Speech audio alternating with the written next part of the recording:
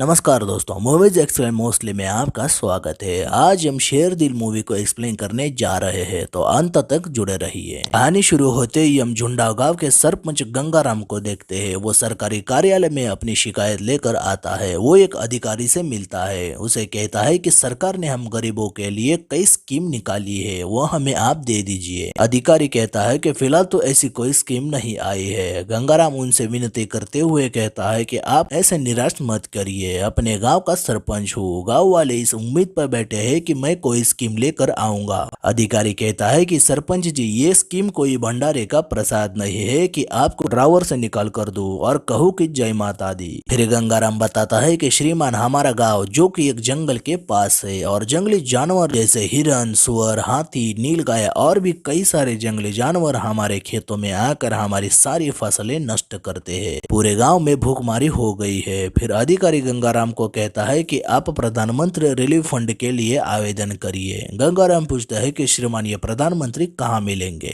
तब वो हंसते हुए कहता है कि भाई साहब, आपको सरपंच किसने बनाया? हमारा जो इंडिया है ना, वो एक डिजिटल हो रहा है और सब कुछ ऑनलाइन हो रहा है। इंटरनेट का अंतजाल समझते हो क्या? सब कुछ इसी का खेल है। पर गंगाराम को उसकी बातें समझ नहीं आती। तब वो उसे समझाते हुए कहता है कि आप एक काम कीजिए कि आप वन विभाग जाइए और वहां से एक सर्टिफिकेट लेकर आइए। उस सर्टिफिकेट में लिखा होगा कि वन विभाग के जानवर आपकी फसलों को खा रहे हैं। फिर हम वो सर्टिफिकेट लेकर ऐसे कंप्यूटर में एक फाइल बनाएंगे, वो एक ब्लॉक बनेगा और डीएम साहब के ऑफिस जाएगा। फिर डीएम के यहाँ से डाटा कमिश्नर के पास जाएगा। फिर वहां से डाटा स्कैन करके सचिवालय जाएगा। वहां से सारा डाटा दिल्ली जाएगा। तो दिल्ली से एक फाइल जाएगा सीएम रिलीफ फंड में और दूसरा फाइल जाएगा पीएम रिलीफ फंड में और आपका काम हो गया। पर गंगाराम को ये सारी बातें फिर भी समझ नहीं आती। वह कहता है कि इतने सर्टिफिकेट मैं कहां से लाऊं? मेरे गांव के लोग भूखमारी और गरीबी से मर रहे हैं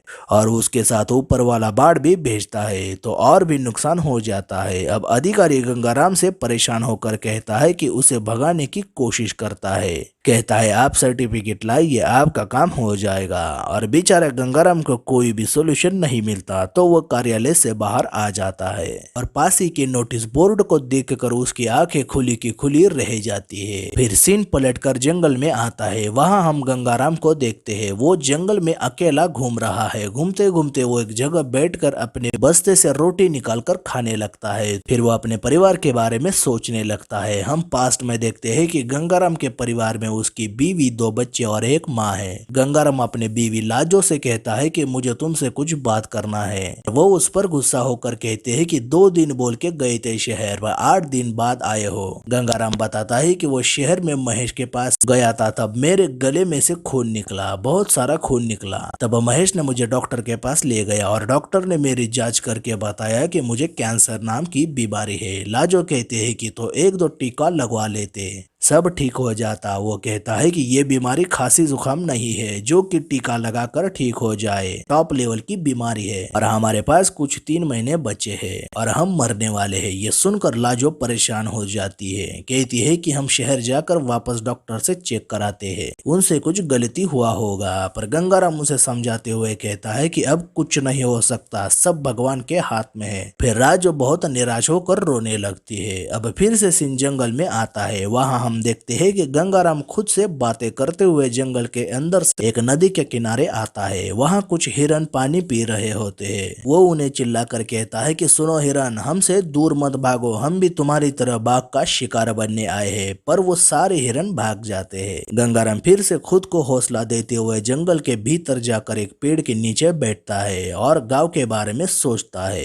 अब गाँव में गंगाराम सरपंच मीटिंग में होता है। केशव भाई पूछते है कि गंगाराम शहर गए थे तो कोई योजना लाए हो या हम भी चले महेश की तरह शहर काम करने? गंगाराम बताता है कि महेश कुछ काम का नहीं है, उसने हमारी कोई मदद नहीं की। वो तो हर रोज कुदाल बीचा गमला लेकर चौराहे पर पहुंच जाता है और वहां से कोई ठेकेदार आके उसे काम पे ले जाता है। हम 5 दिन उसके साथ रहे, वो कुछ नहीं कर सकता और वो सरकारी स्कीम भी हमारे लिए नहीं है, वो एक जंजाल है। हमको बोला कि कुछ अंतरजाल है, पर हमने एक सुझाव लाया है कि जब हम कार्यालय से बाहर निकले तब वह एक एक सूचना फलक देखा। उसमें लिखा था कि टाइगर रिजर्व के आसपास यदि कोई व्यक्ति अपने खेतों में काम करते हुए टहलते हुए बाघ का शिकार हो गया तो सरकार उसे 10 लाख रुपए देगी। सारे गांव वाले 10 लाख सुन के हैरान हो जाते हैं। एक आदमी कहता है कि सरपंच जी, जानवरों ने हमारे खेती बर्बाद की है, हम मरने के लिए क्या जंगल में जाएंगे? तब गंगाराम सबको बताता है कि हमारे पास एक प्लान है। हम में से एक भला आदमी जंगल जाएगा, बाघ उसे मार देगा, तब हम उसके मृत शरीर को लाकर खेतों में डालेंगे और सरकार को अर्जी करेंगे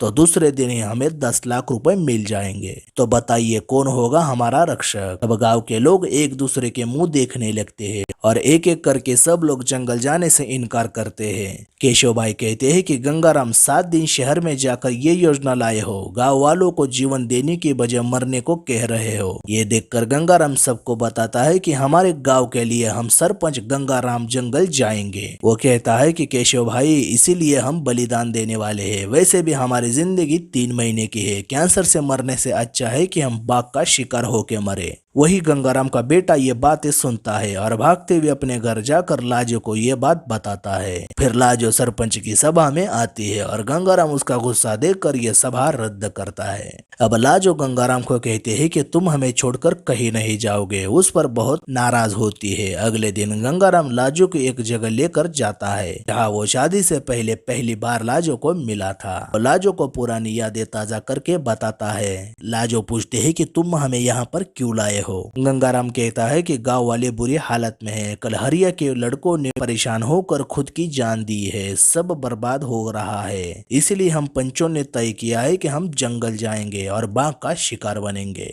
लाजो कहते हैं कि हमने पहले ही तुमको कहा है कि तुम कहीं नहीं जाओगे, सारे गाँव का ठेका तुमने ही उठाया है क्या? गंगाराम कहता है कि मेरी बात को समझो, इस गाँव के मुखिया है हम, गाँव के भलाई के लिए हमें जाना ही होगा। और तुम क्या चाहती हो कि हम कैंसर से मर जाए? क्या हमें मरते तुम देख पाओगे? ये बड़े बड़े क्रांतियों की लुगाइयों ने उनके कंधे से कंधे मिला के उनका सहयोग किया था, तब जाके आज हम उनके मूर्तियों पर माला चढ़ाते हैं। अगर मैं कैंसर से मर गया तो मृत्यु कहलाएगी, पर मैं जंगल जाकर गाँव वालों के लिए मरूंगा तो मैं अमर कहलाऊंगा और ये बड़ी मूर्ति लगेगी मेरी। लाजो ये सुनकर फुट फुट कर रोने लगती है, पर गंगाराम कहता है कि तुम्हें दुख हो रहा है, पर मेरे मरने के बाद भूख और गरीबी से किसी दूसरे गंगाराम और लाजो को रोना नहीं पड़ेगा। वैसे भी 12 साल से हमें तुमसे बहुत प्यार मिला है, लोगों की लुगाई होती है, पर तुम तो हमारी संगनी हो, सबसे अलग सबसे जुदा, इसलिए अब तुम हमें जंगल जाने दो। पर लाजो उसे कुछ भी नहीं कह पाती और बस दुखी होकर रोने लगती है।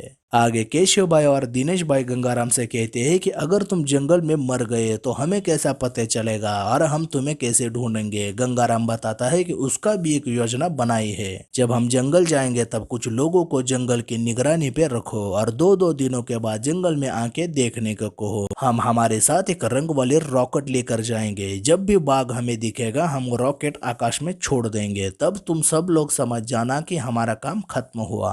फिर बाघ के पैरों के निशान देखकर हमारे पास आना और हमारे शरीर को जो भी अवशेष बचे हो उसे लेकर खेतों में डाल दो और जंगल विभाग के अधिकारी को अर्जी दे देना और अर्जी देते वक्त संभाल के देना। सरकारी लोग गलतियां जल्दी पकड़ लेते हैं। औरतों और बच्चों को उनके सामने जोर जोर से रोने को बोल देना। फिर हम देखते हैं कि गंगाराम सबसे मिलकर जंगल में चला जाता है। सारे गाँव वाले उसने जैसा समझाया है वैसा ही करते हैं और गंगाराम जंगल में बाघ को ढूंढने लग जाता है। वो दिन भर अकेला भटकता है पर उसे बाघ नहीं मिलता। अब रात हो जाती है और वो एक पेड़ के सहारे से वहीं पर सो जाता है।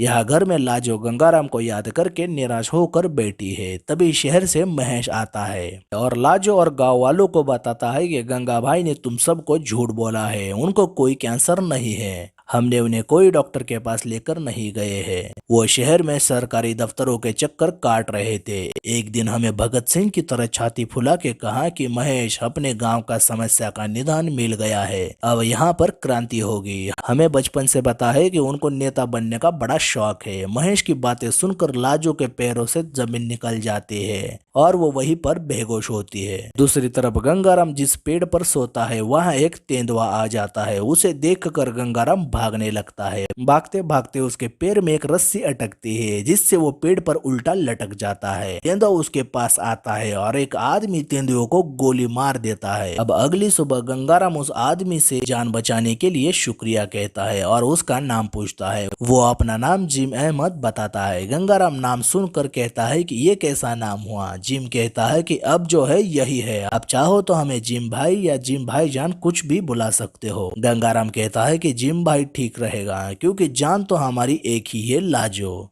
मेरी पत्नी। गंगाराम उसका हुलिया देखकर पूछता है कि जिम भाई आप जंगल में क्या कर रहे हो। वो बताता है कि जंगल हमारा ऑफिस है और फिलहाल हम काम पर है। गंगाराम को लगता है कि वो कोई सरकारी कर्मचारी है, पर जिम कहता है कि हम एक पोचर है और जंगल में शिकार करते हैं। गंगाराम पूछता है कि भाई आप जानवरों को क्यों मारते हो। जिम कहता है कि शरीफ गंगाराम जी, इंटरनेशनल मार्केट में जानवरों के खाल खून की बड़ी कीमत मिलती है। गंगाराम कहता है कि जानवरों का तो पता नहीं, पर हम गरीब गांव वालों की जान की कोई कीमत नहीं है। वैसे भी आप ये काम कर रहे हो तो ये काम तो कानूनी है, आप पकड़े भी जा सकते हो। जिम कहता है कि हमें भी पता है कि ये गैर कानूनी है और हम पकड़े जा सकते हैं, पकड़े भी गए तो जेल जाएंगे। वैसे भी आप भी जंगल में घूम रहे हो, आप भी पकड़े जा सकते हो क्योंकि ये जंगल एक टाइगर रिजर्व है, यहाँ घूमना फिरना मना है। गंगाराम कहता है कि यहाँ हम घूमने फिरने नहीं आए हैं, हम तो यहाँ मरने आए हैं। जिम को लगता है कि वो फेंक रहा है। तब गंगाराम उसे सारी सच्चाई बताता है। जिम कहता है कि गंगाराम आप तो अजीब किस्म के इंसान हो, सरपंच हो के खुद मरने चले आए। वह कहता है कि हम वो नेता नहीं जो कार्यकर्ता के आगे रख कर खुद पीछे रहे। वैसे आपका नाम भी अजीब है, ये कैसा नाम पड़ा।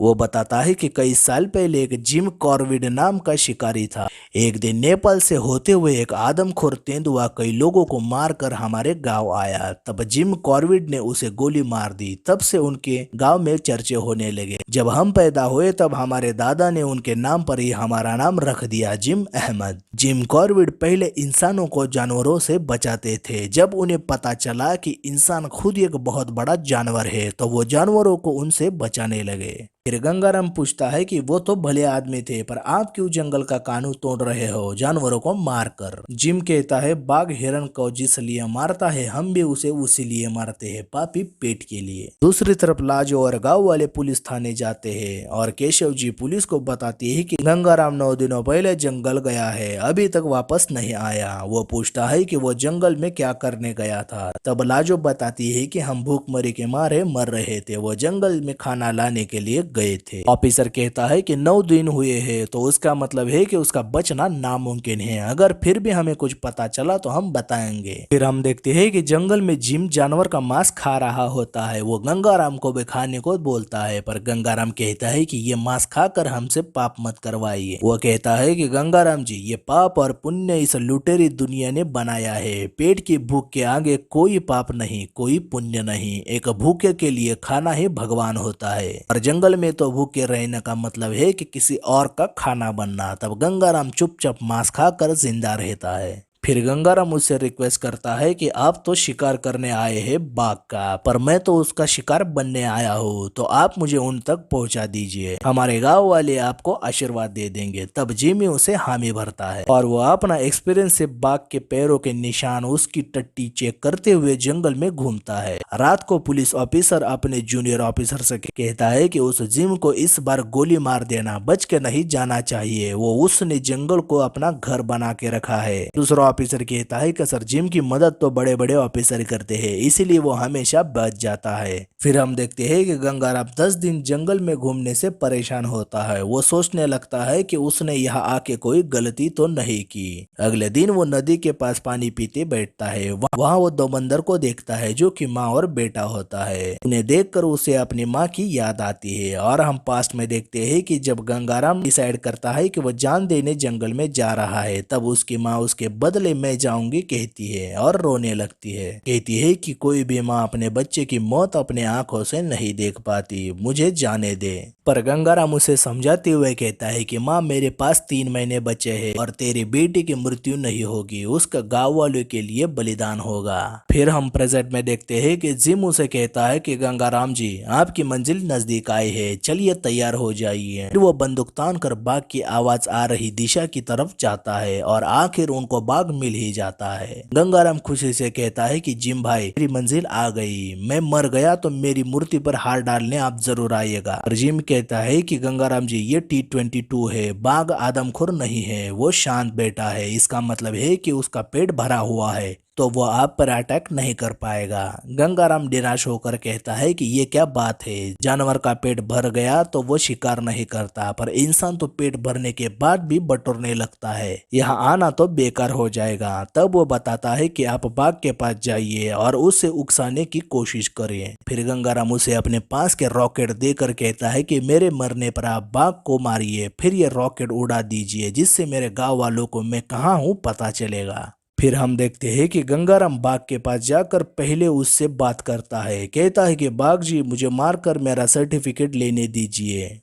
पर बाघ कोई भी झड़प नहीं करता था। पर गंगाराम उसे बहुत उकसाने की कोशिश करता है पर बाघ पर कोई भी असर नहीं होता। तभी अचानक वहां पुलिस आती है, जिम और गंगाराम भागने लगते हैं पर पुलिस जिम पर गोली चलाती है और उसकी वहीं पर मौत होती है और पुलिस गंगाराम को गिरफ्तार करती है। अब गंगाराम का केस कोर्ट में आता है। जज गंगाराम से कहता है कि पुलिस ने तुम पर इल्जाम लगाया है कि तुमने जंगल में जाकर बाघ को मारने की कोशिश की और एक बड़े शिकारी का साथ भी दिया, तुम्हें क्या इल्जाम मंजूर है क्या? अब गंगाराम कहता है कि नहीं सर, मैं बाघ को मारने नहीं गया बल्कि खुद उसका शिकार बनने गया था। इस बात से कोर्ट में बैठे सारे लोग हंसने लगते हैं। फिर जज पूछते हैं कि सच बताओ तुम जंगल में क्यों गए थे? गंगाराम बताता है कि साहब हमारे गांव में भूखमारी चल रही है, गरीब लोग मर रहे हैं, मैं झुंडाव का सरपंच हूँ। तब मैं सरकार की कोई स्कीम लेने के लिए सरकारी कार्यालय गया पर वहाँ कई सारे सर्टिफिकेट मांगे, हमें खूब दौड़ाया, लाइनों में खड़े होकर हम थक गए पर हमारी मदद किसी ने नहीं की। पर हमें कार्यालय के बाहर एक सूचना पढ़ने को मिली, उसमें लिखा था कि अगर कोई बाघ इंसान को जंगल के आसपास मारता है तो उसकी आदमी के लिए सरकार 10 लाख देगी।